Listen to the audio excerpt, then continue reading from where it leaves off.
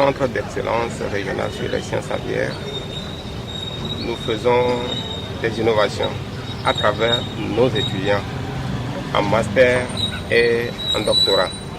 Bon, d'abord, je vais rapidement le dire. Pour les différents parcours de master, nous avons 5 spécialités.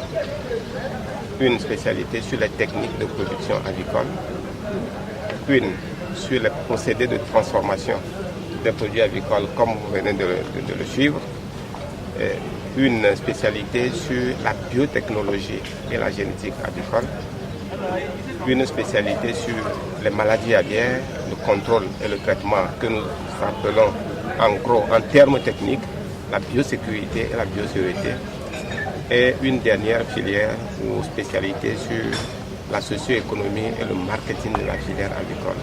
Donc, tous ces parcours sont pilotés par des spécialistes.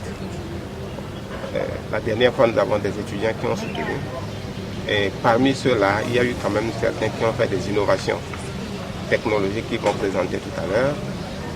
Donc, il y a un étudiant qui a utilisé le poulet pour faire des biscuits. Donc, il y a des biscuits au poulet aujourd'hui.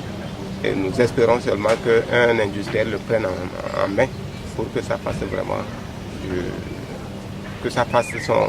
son impact. Voilà.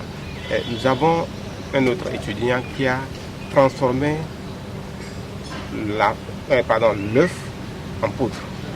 Ouais. Vous savez bien que par moment au Togo, il y a des œufs qui sont en abondance, par moment il n'y en a pas.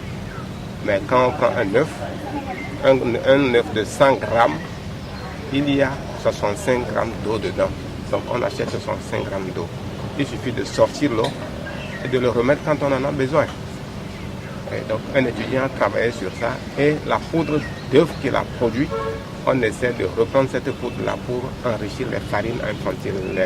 Mesdames, vous connaissez mieux ces farines infantiles, ouais, qui enrichit véritablement ces farines infantiles. Surtout que nous savons que l'œuf de poule est un aliment complet, vraiment complet. Nous avons d'autres étudiants qui ont travaillé sur la poudre d'os à l'abattoir de Lomé. Il y a des tonnes d'os qu'on jette. Vous voyez, non? Mais ce sont des éléments qu'on peut valoriser en alimentation animale, spécialement pour les poules pondeuses qui ont beaucoup de besoin de calcium et de phosphore qu'on n'en trouve pas. Donc, il a essayé de transformer l'œuf en poudre et incorporer dans l'alimentation des poules et voir l'effet que ça peut avoir sur la production, la qualité de la coquille d'œuf, etc. Donc ça, il a sorti aussi de très bons résultats. Et nous espérons encore tout à l'heure, comme je l'ai dit, que des industriels vont le prendre en main. C'est la raison pour ça que nous avons invité aussi les acteurs de la filière à voir ce que nous faisons. L'huile rouge qui est là, qu'on peut aussi utiliser dans l'alimentation, qui donne beaucoup d'énergie.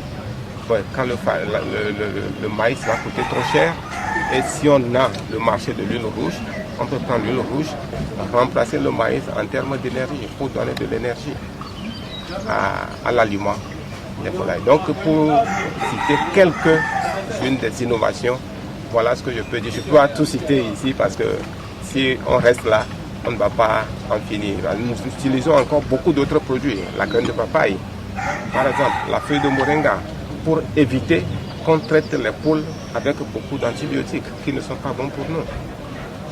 Vous voyez un peu.